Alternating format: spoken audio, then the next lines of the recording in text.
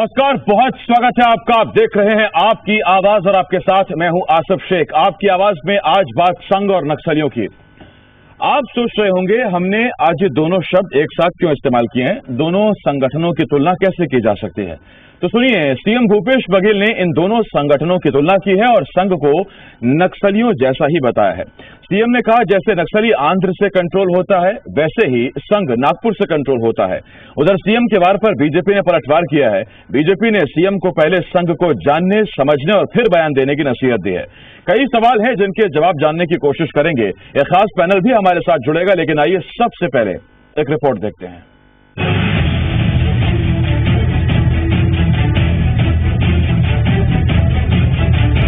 पहले धर्मांतरण और फिर कवर्धा फसाद मामले के बाद अब छत्तीसगढ़ की सियासी लड़ाई विचारधारा पर आ गई। दरअसल सीएम भूपेश बघेल ने आरएसएस की तुलना नक्सलियों से की तो सियासत ने रफ्तार पकड़ ली।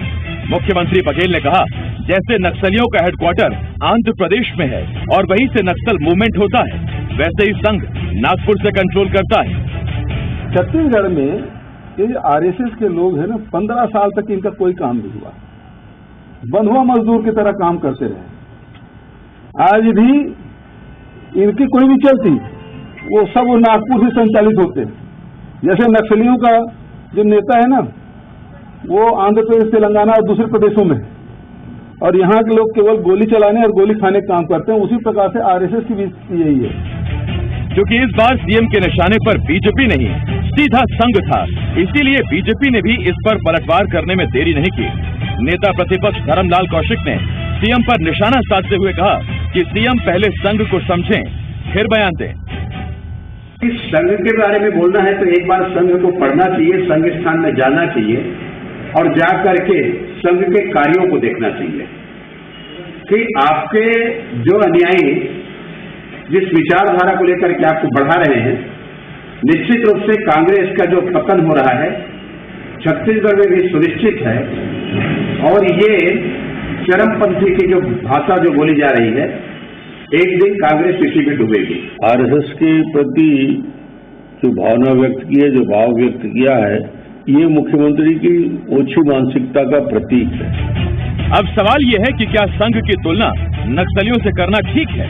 सवाल ये है, क्या धर्मांतरण मामले और कवर्धा फसाद मामले में विपक्ष के विरोध के जवाब में ही सीएम ने संघ को निशाने पर लिया है। Bureau report, C media. तो ये हमने आपको एक रिपोर्ट दिखाई, हमने आपको बताया किस तरह से मुख्यमंत्री ने आरएसएस की तुलना नक्सलियों से की है और उसके जवाब में धर्मलाल कौशिक और फिर रमन सिंह का बयान भी आया और पूर्व मुख्यमंत्री ने कहा कि ये ओछी मानसिकता का प्रतीक है, जिस तरह का बयान सीएम ने दिया है। अब सीएम को क्या आवश्यकता पड़ी, क्यों तुलना की, या तुलना के पीछे कोई आधार होगा तो वो आधार क्या है, हमें कांग्रेस बताएगी। हमारे साथ दो खास मेहमान जुड़ रहे हैं। हमारे साथ बीजेपी की तरफ से अमित चिमनानी जी और कांग्रेस की तरफ से नितिन भंसाली जी हमें ज्वाइन कर रहे हैं। अमित जी, नितिन जी, बहुत स्वागत है आपका। सबसे पहला सवाल नितिन जी आपसे है और आप शायद तैयार होंगे कि पहला सवाल तो आप ही के पास आएगा। नितिन जी, मैं जरा जान सकता हूं ये कहां से आपको संघ नक्सली लग रहा है या उनकी तुलना की जा सकती है, क्या क्या पॉइंट्स हैं? कि हम देखें तो नक्सली और संघ दोनों ही देश और समाज के लिए घातक नजर आ रहे हैं। अब आप कहेंगे क्यों, मैंने माननीय मुख्यमंत्री जी का बयान सुना भी और बहुत बारीकी से उसे पढ़ा भी। उन्होंने कहा कि संघ और नक्सली दोनों को यदि देखा जाए तो काफी समानताएं दिखती हैं इसमें। दोनों ही कट्टर हैं। देखिए, जिस प्रकार वो गोली से हिंसा फैलाते हैं और ये सांप्रदायिक दंगों के माध्यम से हिंसा फैलाते हैं, उनका कमांडर और उनका चीफ जो है, उनका मुखिया आपका आंध्र प्रदेश में बैठकर इनके पूरे गैंग को, इनके पूरे उसको संचालित करता है। उसी प्रकार संघ का जो हेडक्वार्टर है वो नागपुर में है और नागपुर से बैठकर वो यहाँ पर इनको जो निर्देश देते हैं, उन निर्देशों को यहाँ के आरएसएस के लोग जो है वो फॉलो करते हैं। इसका जीता जागता उदाहरण अभी हाल ही में कवर्धा में इतनी शांति रैलियां निकली, सामाजिक संगठनों की बैठक हुई। कवर्धा के मामले को यदि हम देखें, ये उसी से थोड़ा बहुत जुड़ा हुआ मामला है। पहले धर्मांतरण में तो ये सफल हो नहीं पाए, तो बाद में कवर्धा में इन्होंने सांप्रदायिक दंगे फैलाने वाली जो कोशिश की, जिसमें ये नाकाम भी हुए, लेकिन कुछ दिनों तक के वहां पे स्थितियों को कंट्रोल करने में जरूर समय लगा। कहीं पर भी भारतीय जनता पार्टी के या आरएसएस के नेताओं ने वहां पर शांति की अपील आम जनता से नहीं की।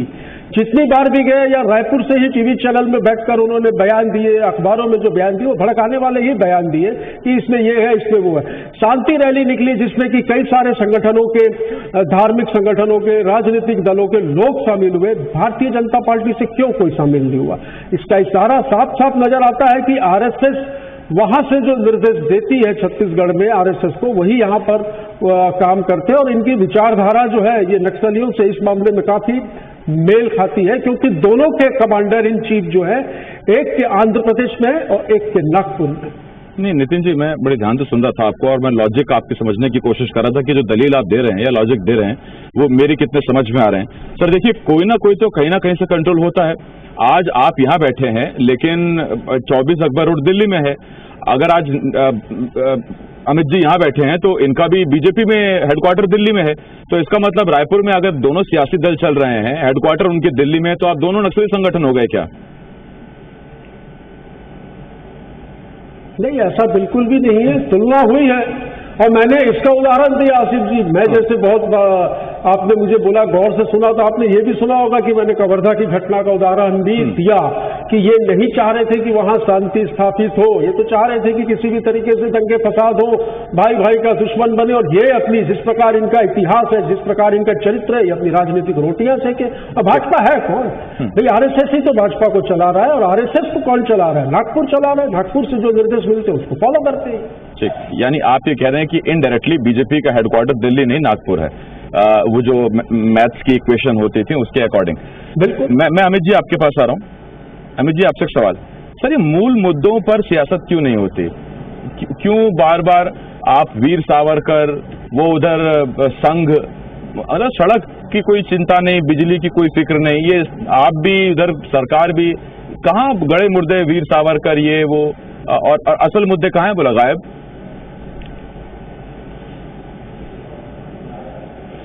आसिफ जी, ताजा बयान तो मुख्यमंत्री जी का है और मैं तो खुद आपके साथ तमाम विषयों पर, चाहे आर्थिक विषय हो, चाहे किसानों का विषय हो, आपका चैनल बहुत अच्छे अच्छे मुद्दे उठाता है। हम आते हैं और अपराधों से लेकर के किसानों की दुर्गति तक हमारे धरने भी हो चुके हैं। कई मुद्दे हम उठाते आए हैं और आगे भी उठाएंगे। जनहित से जुड़ा हुआ जो भी मामला होगा वो उठाएंगे।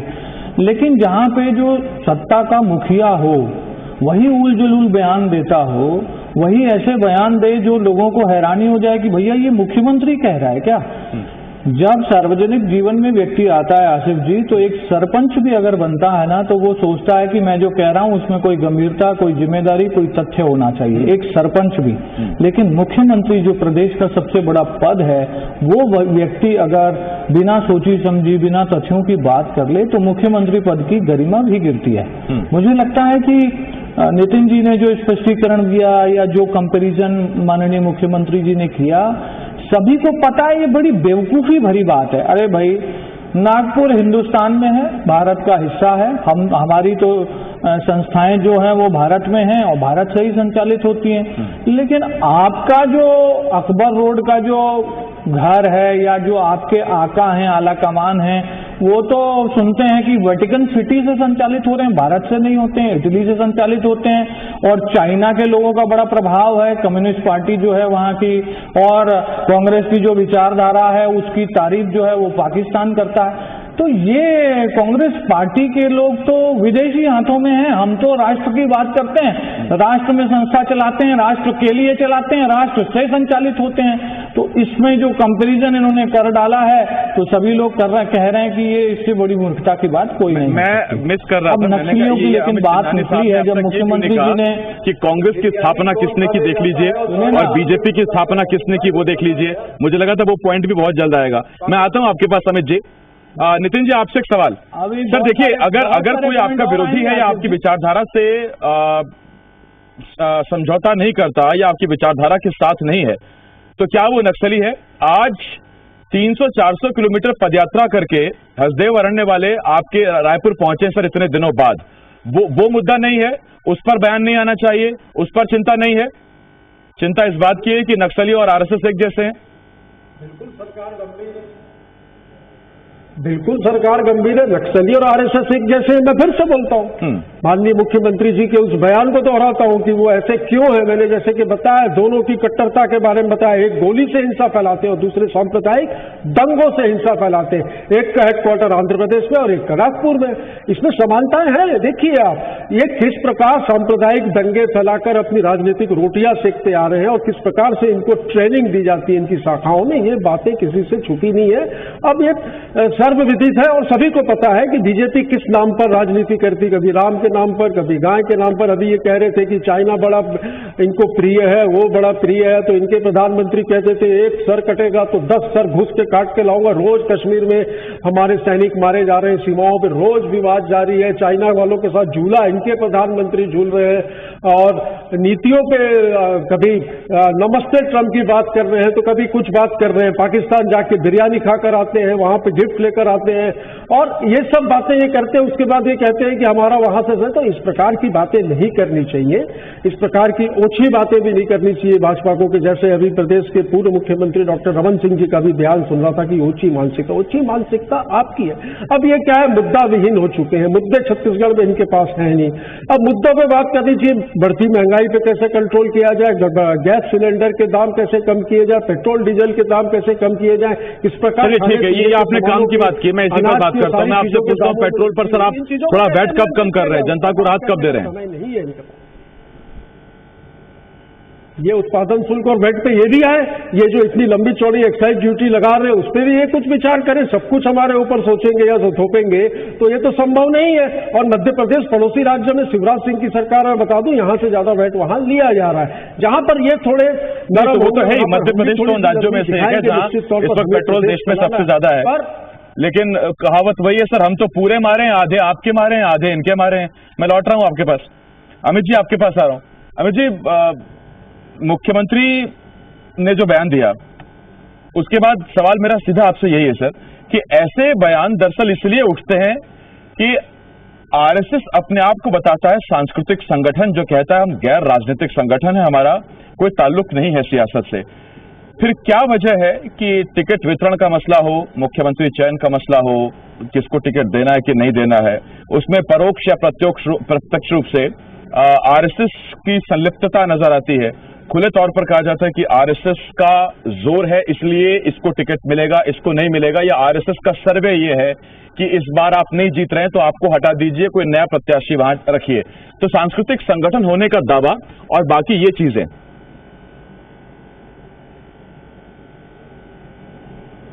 आरएसएस राष्ट्र के हित के लिए काम करता है। सभी को पता है, अगर कोई प्राकृतिक आपदा आ जाए तो सरकार से पहले आरएसएस पहुंचती है। वनवासी कल्याण आश्रम के तहत लोगों को राष्ट्रभक्ति और शिक्षा का वहां पर पाठ पढ़ाया जाता है। ऐसे बहुत से राष्ट्र हित के काम हैं, समय कम पड़ जाएगा, जो आरएसएस करती है और लगभग 100 साल होने जा रहे हैं।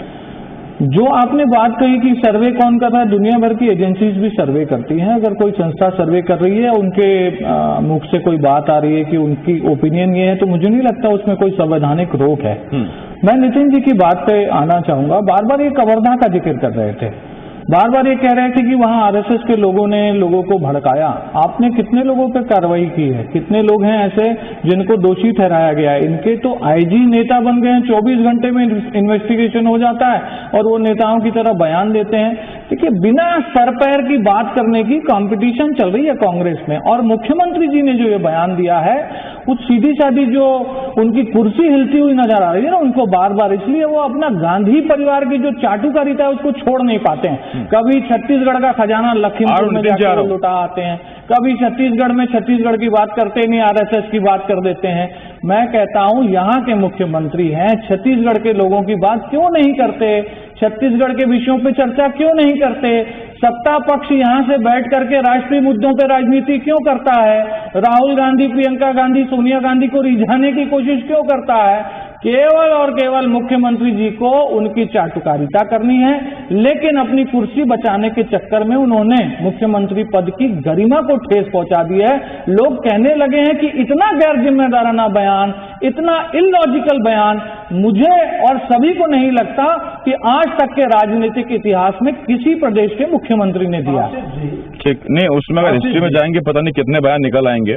मैं आ रहा हूं आपके पास। नितिन जी, एक झटके में ये क्या आपने भी कंपैरिजन है आसिफ जी कि आप नागपुर से कंट्रोल होते हैं, नहीं, मैं वही लॉजिक जो है मुझे वो वेटिकन सिटी से कंट्रोल होते हैं, तो ये क्या है? मैं आ रहा हूँ सर, आपके पास आ रहा हूँ। मुझे ऐसा लगता है कि एक मिनट नितिन जी सवाल सुनिए सर। नितिन जी, एक झटके में आपने तय कर लिया कि दोनों में समानताएं हैं, तो दोनों एक जैसे दिखते हैं, आरएसएस के नक्सलियों से तुलना कर दी। सर मैं आपसे ये पूछता हूं कि सुकमा के सिलगेर वाला मसला तो बहुत दिन हो गए, उसमें अब तक ये तय नहीं हो पाया कि जो 4 लोग मारे गए क्या वो आदिवासी थे, क्या वो नक्सली थे? आपने भी खुलकर नहीं बताया। इतना वक्त हो गया सर, कम से कम वो तो बता दीजिए, घोषित करिए कि वो जो 4 लोग मारे गए थे वो आदिवासी थे या नक्सली थे, माओवादी थे। उस पे जांच जारी है, उस पर माननीय मुख्यमंत्री जी स्वयं संज्ञान ले रहे हैं उस मामले का। श्रीनगर के लोगों से मिले भी रहे, उनका प्रतिनिधि मंडल भी जाऊंगा मैं आपके पास, 1 मिनट। कार्रवाई होगी। ये तो गए थे श्रीनगर जाने के लिए, हम तो लखीमपुर के लिए निकले थे, हमको एयरपोर्ट में अरेस्ट कर लिया था हमारे माननीय मुख्यमंत्री जी को ये बोलकर कि धारा 144 लगी है, और वहां पर नरेंद्र मोदी जी ने उसी धारा 144। तो फिर आपने धर्मलाल कौशिक के साथ नेताओं को कवर्धा में क्यों रोका सर? उनको क्यों वापस आना पड़ा? इनको वहां भी जाने दिया था, ये बीच के ही गांव से वापस आ गए थे, वहां तक क्यों नहीं गए? इनको भी ये प्रश्न बनता है पूछने का, बड़ी बड़ी बातें। ठीक, अब नितिन जी मैं आपके पास आ रहा हूं, 1 मिनट 30 सेकंड दे पाऊंगा मैं। अमित जी बोलिए। नितिन जी 1 मिनट सर, अमित जी बोलिए।